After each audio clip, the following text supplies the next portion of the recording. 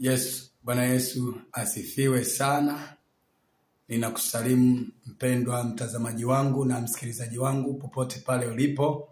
Nakusalimu kwa jina la Yesu Kristo aliye hai wa Nazareth.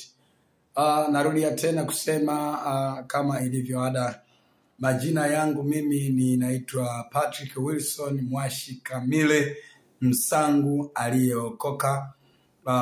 Ni mchungaji, ninachunga kanisa linaitwa Feel Free Church. Linapatikana Kibaha maili moja, ambalo ni tawi la Feel Free Church. Makao makuu yake yako Dar es Salaam, maeneo ya Mburahati. Na nije askofu wetu ni Emmanuel Mgaya almaarufu Masanja Mkandamizaji. Kwa hiyo nikukaribishe sana mpendwa mtazamaji wangu popote ulipo, iwe ni Tanzania au ni nje ya Tanzania. Ninakualika kwa kipindi hiki kizuri ambacho nitakuwa nawe dakika hizi chache. Naomba nitegee masikio, naomba nipe muda wako kidogo. Nina dakika zangu chache sana za wewe kunisikiliza, tuweze kushirikishana jambo moja muhimu sana ambalo yamkini unalijua, basi tuongezeane ufahamu, au kama uliwahi kulisikia basi ulisikie kwa namna nyingine tena, kwa sababu roho ni yeye yule, lakini maarifa tofauti na utendaji tofauti kulingana na wakati na majira na saa na namna ya mazingira. Kwa hiyo na mimi Mungu amenipa neema ya kukupa ujumbe huu wa jioni ya leo unaozungumza kwa habari ya neema. Ujumbe wa leo unazungumza kwa habari ya neema. Bwana Yesu asifiwe sana. Ujumbe wa leo unazungumza kwa habari ya neema. Neema ni nini? Neema ni kuchaguliwa. Neema ni kupendelewa. Neema ni zawadi. Neema ni kustahilishwa. Pale ambapo ulikuwa hustahili, unaanza kuona unastahili. Pale ambapo ulikuwa hufiti, unaanza kufiti. Yaani unachaguliwa pasipo sababu. Na anatokea mtu tu anakupa kitu ambacho hukustahili kuwa nacho.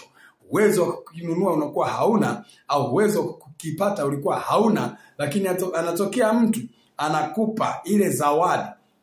Unakuwa umependelewa. Ni upendeleo. Ni upendeleo. Kwa hiyo hapa tulipo tunataka kuzungumza habari ya upendeleo. Bwana Yesu asifiwe. Bwana Yesu asifiwe sana. Na Mungu amenipa somo hili tujifunze kutoka kitabu kile cha Waefeso sura ile ya 2 mstari wa 1, tutasoma mpaka mstari ule wa 8. Biblia inasema, nanyi mlikuwa wafu kwa sababu ya makosa na dhambi zenu ambazo mliziendea zamani kwa kuifuata kawaida ya ulimwengu huu, na kwa kumfuata mfalme wa uweza wa anga, roho yule atendaye kazi sasa katika wana wa kuasi, ambao zamani sisi sote nasi tulienenda katika yao, katika tamaa za miili yetu, tulipoyatimiza mapenzi ya mwili na ya nia,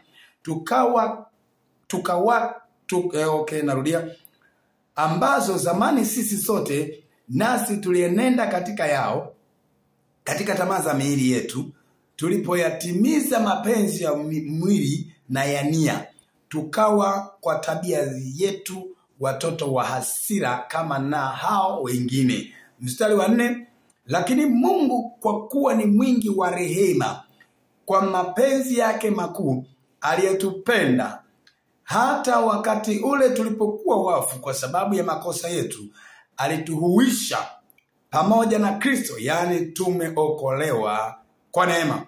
Akatufufua pamoja naye, akatuketisha pamoja naye katika ulimwengu wa roho katika Kristo Yesu. 7, ili katika zamani zinazokuja audhihirishe wingi wa neema yake upitao kiasi kwa wema wake kwetu sisi katika Kristo Yesu. 8, kwa maana mmeokolewa kwa neema, kwa njia ya imani, ambayo hiyo haikutokana na nafsi zetu, ni kipawa cha Mungu. Bwana Yesu asifiwe sana. Kumradhi kama kuna mahali hujaelewa, naomba nifuate sahihi.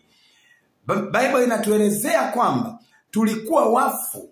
Tulikuwa wafu. Haleluya. Tulikuwa wafu kwa sababu ya dhambi. Dhambi kazi yake ni kuua. Kazi ya dhambi ni kuua.